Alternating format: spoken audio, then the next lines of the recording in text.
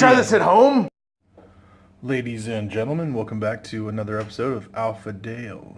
Today, I have a entire new case that I'm going to be installing on the Nintendo Switch, and I decided to record it so everyone could share along. So let's see how this goes. Okay, so I think I'm going to show the parts and pieces that are involved with this. I may do this in stages because I'm going to have to move some things around, change camera angles and stuff like that. But for now, let's just kind of go over what we're going to be doing. Okay, first of all, I will be disconnecting the Joy-Cons. And each one of these will get its own cover. You'll see in just a moment. And then the screen itself, which I had my Zelda skin on it, which I really liked, and it's awesome. But when I was a kid, I had the translucent jungle green Nintendo 64, and so I decided with my Nintendo Switch I would go back with the same. So that's what we're going to be doing today. And I'm going to try to change the camera angle a little bit so I can get in here with my tools. If you ever wanted to do something like this, you pretty much have to buy a tool set. It will look something like this. The main thing that's in here that is important is these. You can see your standard Phillips is across like that, and your Y shape is that's the one that's going to be the important one. I'm sure once I dig into this thing, I'm going to find some other ones. Here's a double out that's the same, or size 0, whatever. Also a Y. Let me see if I can get a focus on that. Probably not. But yeah, it's a Y shape. It shows on the side. But yeah, it comes with tweezers here, your little angle tweezers. You have this star wrench. I'm sure there's going to be something special for this in there somewhere. Who knows? Again, it won't really. There we go. Focus a little. So, and then I'm not sure about the paintbrush. Maybe that's just for dust. And then these orange ones are nut drivers. Some sort of star-shaped nut driver, which also won't focus. Let me see. Nope. Okay. Anyway, I'm sure it's all going to come in handy, hopefully. Or maybe, honestly, hopefully, I'll only need 1 or 2 of these and not the whole set. But this set was like, it's e-durable. I want to say it was like maybe $15 on Amazon. 15 to 20 bucks. It wasn't that expensive. And if I can get some use out of it for this, that'll be worth it. And let's see. Okay, so the new case that I'll be using, I know that's a huge glare, I'll get rid of it soon. This new case is going to be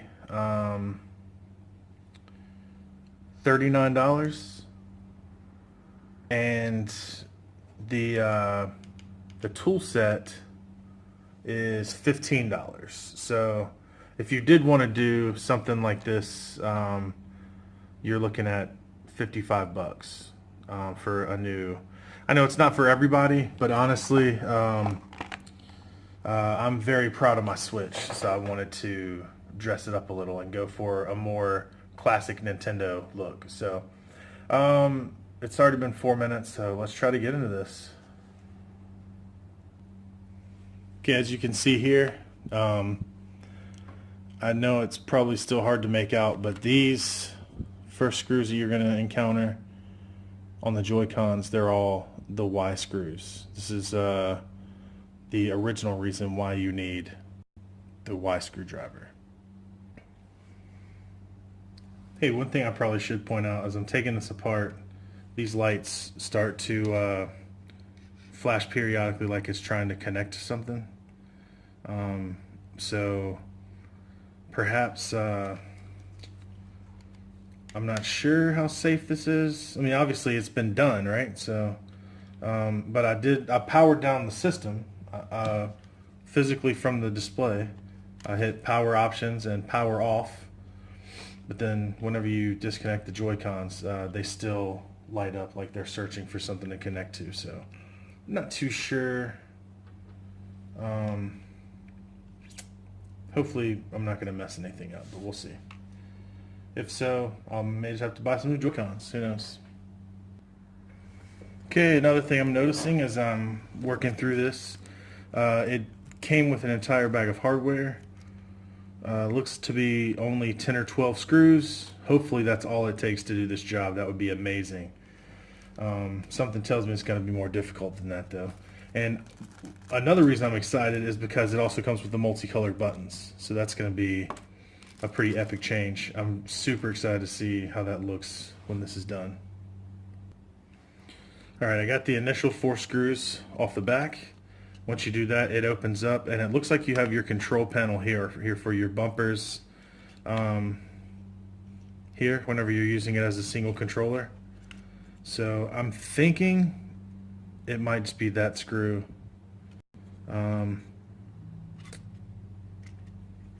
There may be another one underneath this pad here. I'll check.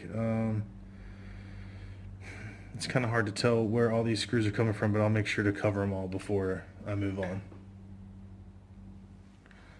Also did want to point out all of the ones on the outside were the Y. This 2.0 Y screwdriver. However, once you get into the inside, all of the screws switch over. I know you probably can't see it, but they're now Phillips. So the whole Y screwdriver is just to keep people from breaking into this thing like I am. So there you go.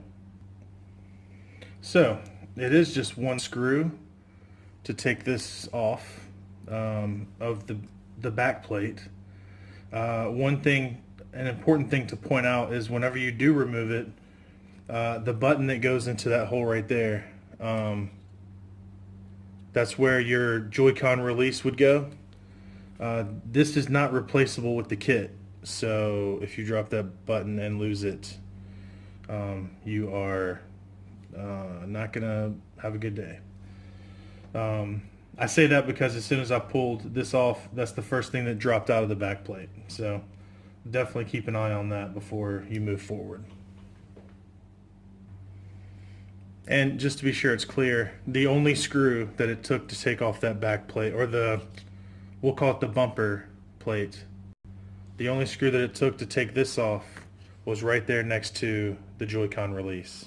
And this was not a screw, this was just held on with gravity, so it was only one screw. Okay, this next part, you want to be very careful. I took out a screw that was here, right above this white insulation. So there was the screw there in that little corner, and then I figured it felt like there was some resistance from underneath the battery, so I pulled the battery up and it was like taped in there, and that was really hard to get out. So you want to be very careful because it was definitely tugging on this, and you don't want to break any of the anchors that the screws go onto because then you're screwed. So definitely keep an eye on that as well. Okay, those next 4 screws that came out of the battery cradle, I guess you'd call it. Now they uncover this circuit board, which has the controls behind it. It looks like at the moment I see 4 anchor screws. This is really getting more complex than I hoped it would be, but it's definitely doable. It's just because you have so many buttons on the front of the Joy-Con. It's just going to be a little more difficult than I was hoping, but so far it still looks pretty simple.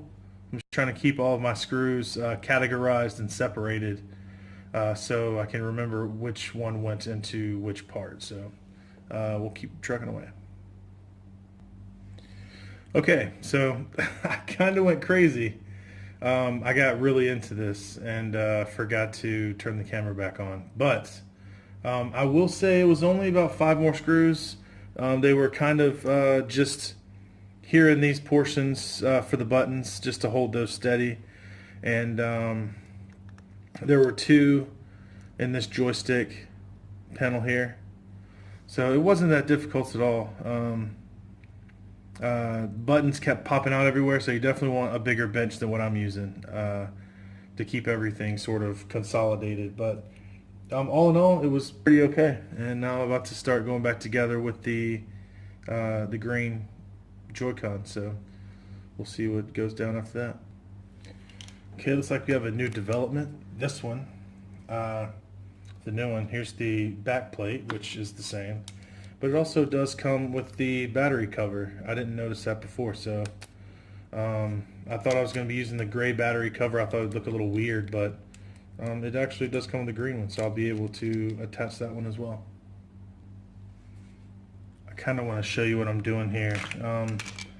It appears that this thing is on a rocker. It's not screwed in there, but in order to get it disconnected from this battery cradle, I've already taken out one of the springs that was there. I went with the angle tweezers that come in the toolkit. So what I'm doing is I'm holding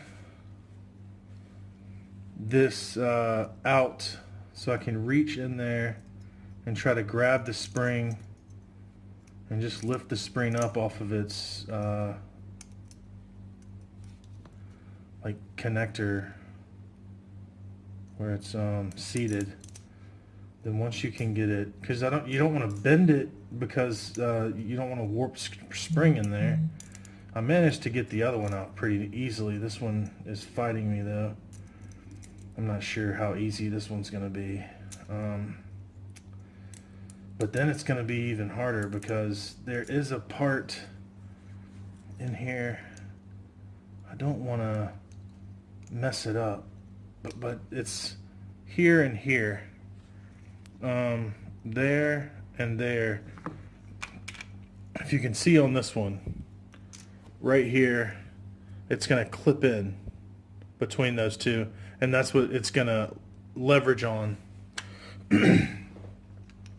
But this has definitely been the most challenging part of this project.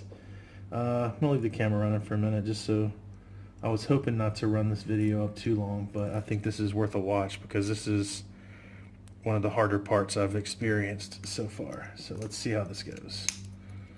Okay, got that to pop out. Nice.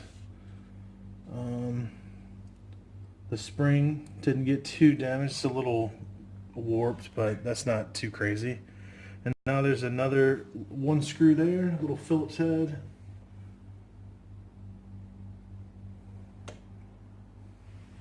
So grab my Phillips head screwdriver. Came with the kit. I gotta say this kit has been pretty nice. I've never seen anything else in the world that I would use the Y screwdrivers with, and this didn't come with a flat head either. But the Phillips head feels pretty nice quality. The tweezers are super nice. They're like really good quality metal, and they're sharp and angled, so you could do a lot with those. If you bought this separately, if you had already had a jeweler's kit and you wanted to buy a couple of those little Y screwdrivers, because it came with 2.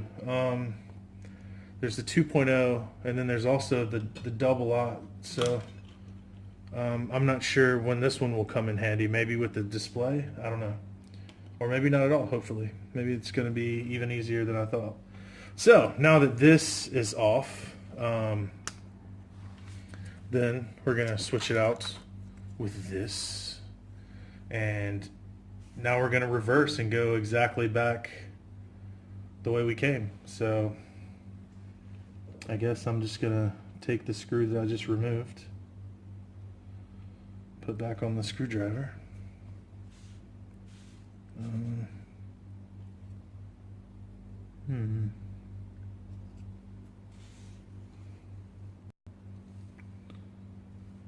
This was like up in here or something, somewhere, right? It's like this. Screw went like that.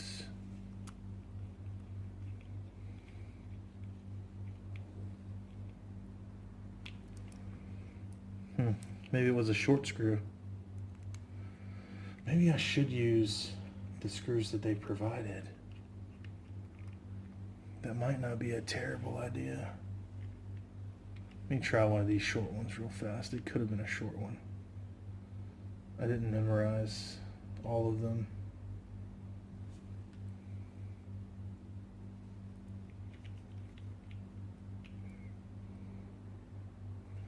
Yeah, that feels pretty secure. Yeah, I like that. So we'll just stick with that. Okay. Now, your two springs. Here's the one that I kind of bent up a little. So I may have to do some finagling with this one. I'll actually put the bent part down so I have more length in the good side of the spring to mess with. And then this part of the spring. God, I hate springs. Fuck, man. Pardon my language, kids. Sometimes when you're dealing with the spring, you just gotta say fuck. I allow that word when you're dealing with bullshit. Okay.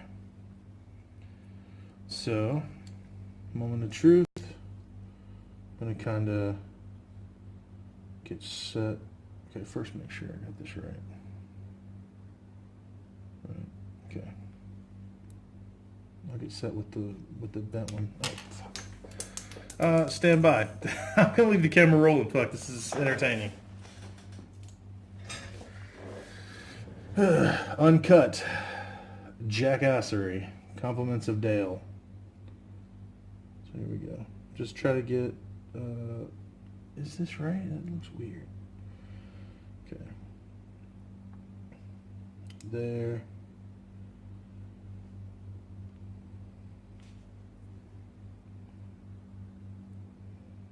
Sure, there's a better way to do this. Like, be hired by Nintendo. Bam. Hear that click? That's quality. Oh yeah.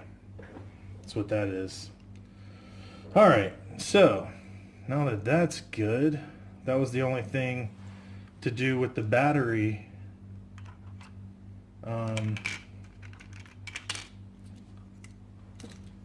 Cradle, that's what we're calling it, right? So, okay, this is going to be your D-pad. So remember, you need your directional buttons. I don't know if there's a set way for the colors. I'm just going to go with whatever happens first. We'll see. Look, green and blue already hopped in. Yellow showed me where it wants to go. And red, snooze you lose. So now, let's see what we got to do to get these in place. Oh! Huh. It looks like...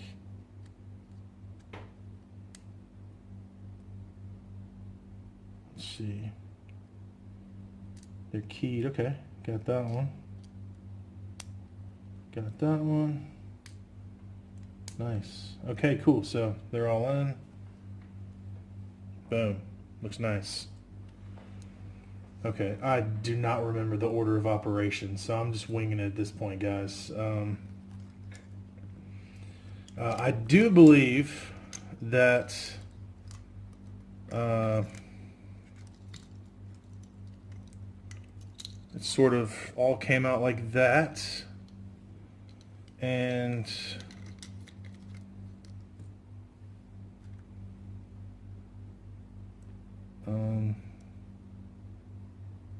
this, yeah, we'll go like this. Oh, look, cool. It's got the little 2 lines that will go with the 2 lines there. So you'll line it up like that. Just kind of press that in, and that holds it in place. It's actually nice. I'm glad, because I was hoping I wasn't messing that up. Okay. And now also keep in mind that these other second-hand buttons, there was no replacement. So you're going back in the same way you came out with those. The only colors were the directional and then the alphabet. So, and I'm pretty sure this is just gonna hug that like that. So that'll stay in there. And then your little minus button is also keyed, but it doesn't look like it matters actually. It just has a key to hold it in place, so it's not keyed for a certain direction. It's just wanting you to put it in there correctly. Then you take the little rubber sleeve. You're gonna do just like you did with the other ones. Get that sleeve on there. This is gonna be your button presses. Now that that's on, I'm pretty sure that you just take this whole monstrosity, and first, actually, you know what? I don't want to lay this down either because the buttons aren't really in there perfectly yet, but I feel like I need to get this in as soon as possible. So let's see. Then you can just move these to the side, push the joystick through. Okay. And then after this, you're just going to have a lot of screws to put in place. Once you kind of get most of everything lined up, let this hang off to the side like before for now. And I was about to say one thing that's really important.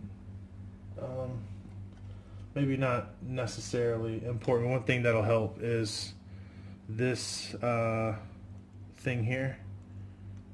You should slide that in first because that's sort of compressed in there, and that'll help hold some other things in place, or at least give you some counterweight, so you're not trying to hold everything all at once, right? So that's good. So and actually pull this away, and let's do the screws for the joystick first because this overlaps one of them. And then once you do the screw for the joystick, then the rest should be pretty simple to fall in. I'm going to do some of this work and then I'll get back to you. Okay, so that was a lot of work. I know I didn't cover as much as I wanted to, but that was it was pretty crazy. I just can't wait to get this thing back together. I'm still not sure if it's going to go together properly, so we shall see.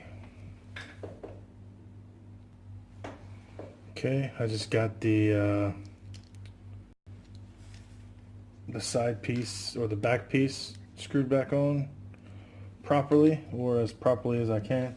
This up here, I noticed once I got everything back together, it hasn't held together as strongly as it did before. I think it's just because these pieces aren't as perfectly spaced or like fitted perfectly like the actual Nintendo pieces. So I think this is going to be interesting going back together.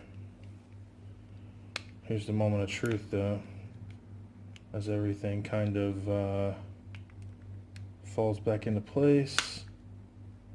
Snaps are good. So let me see now. Put these 4 external screws back in.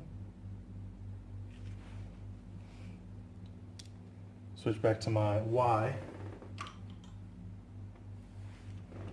for the outside screws. And of course, I'm going to have Butterfingers over here. The most important part of the job, closing it up without letting everything fall back out. Okay, got that in there.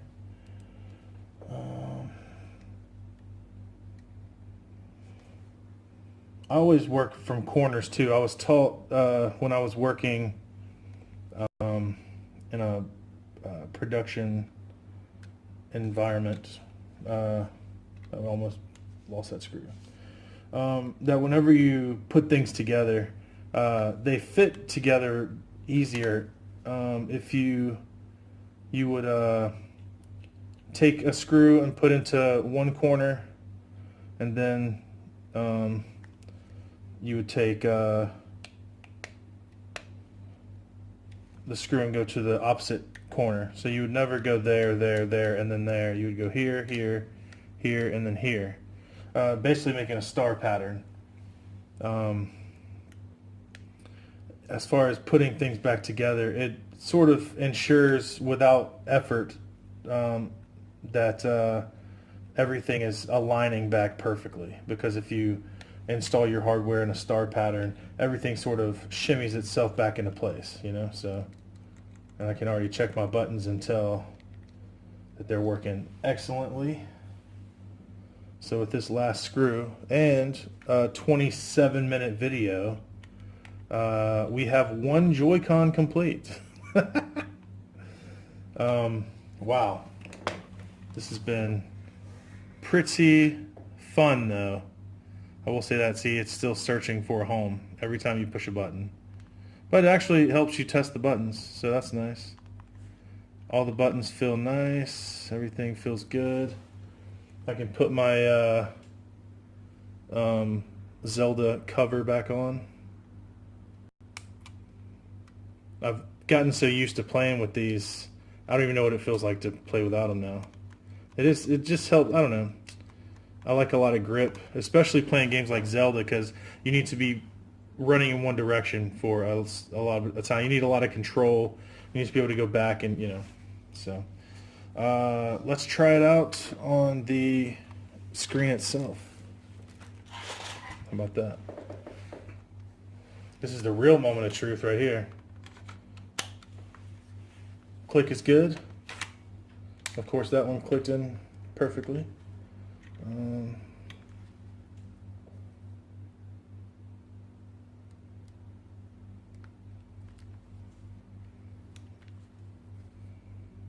See, I still see lights. Wait, maybe, okay, it did read. What?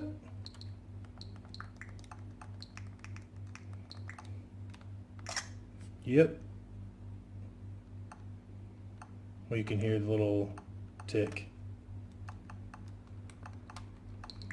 Boom, works. Everything works. All right. Off to the next one. I may do another video because this has turned out to be way too long. So how about let's do this in a 2 or 3 step process, everyone. Hopefully if you did watch this and you weren't too bored, you'll join me for the next Joy-Con. And maybe I'll do the Joy-Con and display in one video because I won't spend so much time yakking in the next one. So hopefully I'll see you then. And you guys, thanks for watching. That was a false exit. This is the real exit. Thanks for the end.